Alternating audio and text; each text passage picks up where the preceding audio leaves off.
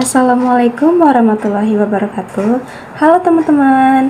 Dalam video ini kami dari kelompok 5 akan memaparkan materi mengenai transaksi antar perusahaan yang berfokus pada instrumen persediaan dan aset tetap.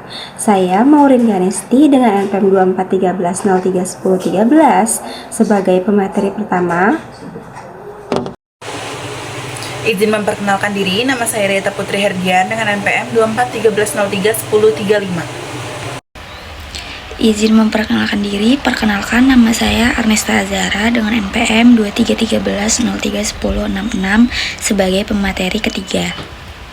Untuk mulai pembahasannya, langsung saja kita pada materi pertama mengenai konsep laba belum direalisasi serta perbedaan arus transaksinya. Poin pertama yang akan kita bahas adalah konsep laba antar perusahaan yang belum direalisasi. Dalam akuntansi keuangan lanjutan, entitas induk dan entitas anak dipandang sebagai satu kesatuan ekonomi tunggal dalam laporan keuangan konsolidasi.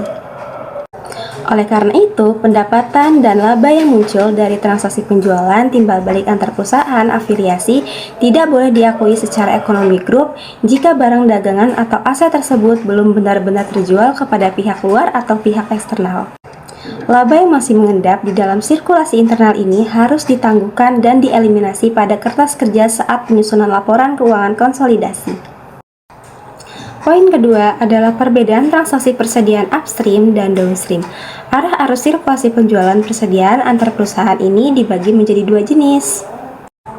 Yang pertama itu adalah downstream atau arus bawah, yaitu transaksi penjualan yang dilakukan dari entitas induk kepada entitas anak. Yang kedua yaitu adalah upstream atau arus atas, yaitu transaksi penjualan dari entitas anak kepada entitas induk.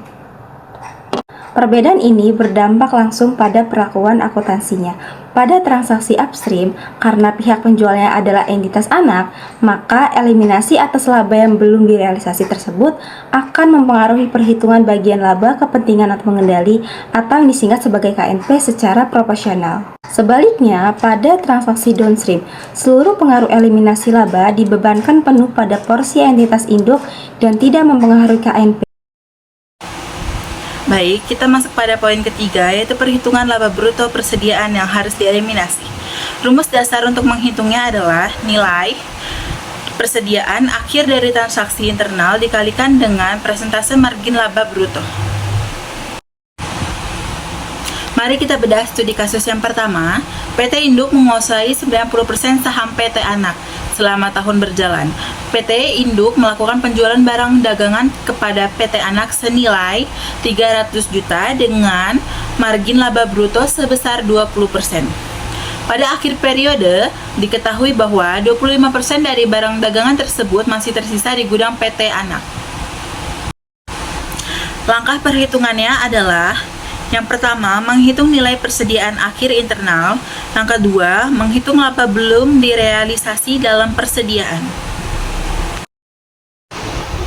Untuk mengeliminasi total transaksi penjualan internal, jurnalnya adalah debit penjualan sebesar 300 juta rupiah dan kredit beban pokok penjualan sebesar 300 juta rupiah. Selanjutnya, untuk mengeliminasi laba yang belum terrealisasi pada persediaan akhir, kita buat jurnal debit beban pokok penjualan sebesar 15 juta rupiah dan kredit persediaan sebesar 15 juta rupiah.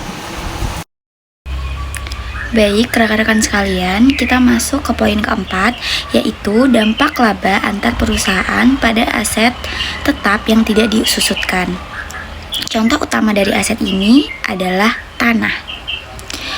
Jika terjadi transaksi penjualan tanah antar perusahaan afiliasi yang menimbulkan keuntungan internal, maka selama tanah tersebut masih dikuasai dan digunakan di dalam grup, keuntungan tersebut statusnya belum direalisasi.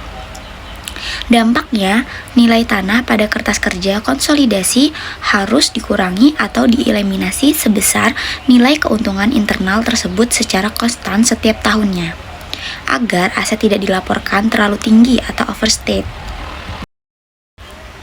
Nah, ada poin kelima adalah penyesuaian beban penyusutan akibat penjualan aset tetap antar perusahaan yang disusutkan, seperti peralatan atau mesin. Penjualan internal aset ini akan mengubah basis nilai perolehan di tangan perusahaan pembeli. sehingga beban penyusutan tahunan yang dicatat menjadi tidak akurat secara historis grup. Mari kita perhatikan studi kasus 2, PT Anak mengalihkan sebuah mesin kepada PT Induk pada awal tahun seharga 600 juta dengan nilai buku awal mesin sebesar 400 juta. Mesin ini memiliki sisa manfaat ekonomi selama 5 tahun dan disusutkan dengan metode garis lurus. Oke, langkah perhitungannya adalah yang pertama, menghitung keuntungan penjualan internal mesin. Yang kedua, menghitung penyesuaian beban penyusutan tahun berjalan. Maka, jurnal eliminasi yang harus dimasukkan ke dalam kertas kerja konsolidasi adalah yang pertama, mengeliminasi keuntungan internal penjual mesin, di debit keuntungan penjualan mesin sebesar 200 juta, di kredit mesin 200 juta. Yang kedua, menyesuaikan beban penyusutan agar kembali ke nilai historis. Di debit akumulasi penyusutan mesin sebesar 40 juta, di kredit beban penyusutan sebesar 40 juta. Sekian pembahasan dari kami.